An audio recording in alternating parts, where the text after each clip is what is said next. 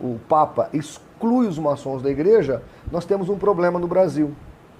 Nós temos grandes senhores de engenhos, os brancos ricos do Brasil, não tinham mais igreja para congregar, porque eles eram maçons assumidos.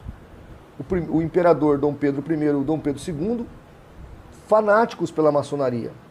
Diante desse fato, esses homens poderosos em dinheiro, donos de engenho, precisavam agora de uma religião. Nós temos um landmark que fala claramente, uma regra maçônica, que o maçom precisa congregar em uma igreja, ele tem que ter uma religião.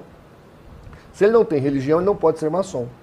Aí, esses indivíduos, então, eles aterrissam, eles pousam aonde?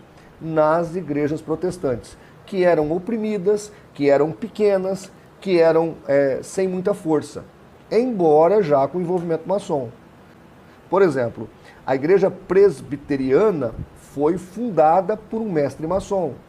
Então, com essa ligação, esses homens ricos e poderosos vieram para as igrejas presbiterianas, batistas, metodistas, anglicanas. E alguém vai dizer, nossa, pastor, e por que não foi para a Assembleia de Deus, para o Brasil para Cristo, para a Quadrangular, para a Universal? Porque essas igrejas são do século XX. Nós estamos aqui no século XIX.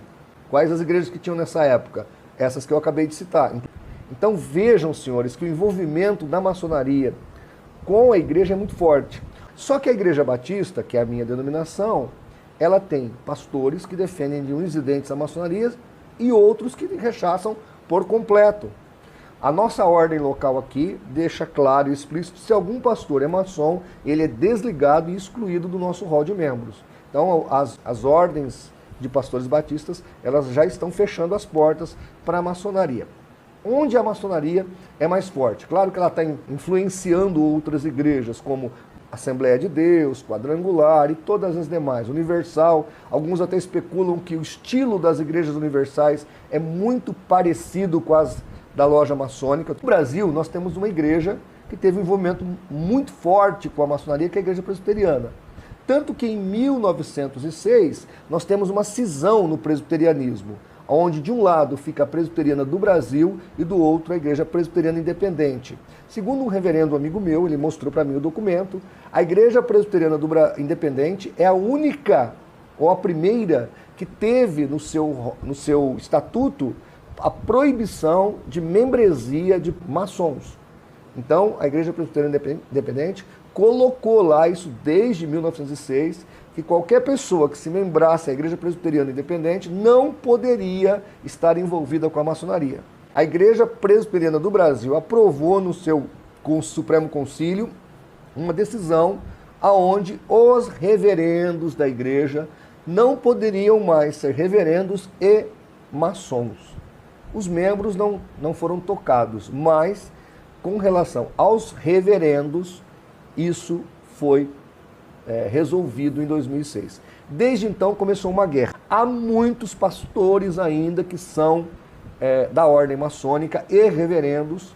Tá? Na minha denominação, a Igreja Batista, há pastores assumidamente maçons que defendem a maçonaria dentro da igreja, porque, como eu disse, em 1860, quando esses maçons ricos, católicos, foram para as igrejas protestantes, eles deram o que as igrejas precisavam realmente. As igrejas eram oprimidas, perseguidas e não tinham recursos. Eles investem dinheiro, protegem as igrejas e então o protestantismo cresce no Brasil. Eles tiveram esse mérito. Mas o preço disso, desse envolvimento com a maçonaria, está aí.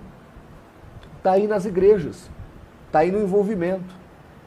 Dificilmente você vai ter uma igreja de classe média, com em torno de 1000 membros aí, que não tenha lá algum envolvimento da maçonaria. Seja da Igreja Batista, Presbiteriana, Metodista, Assembleia de Deus, a Universal, Renascer e etc. As igrejas têm envolvimento com esses maçons.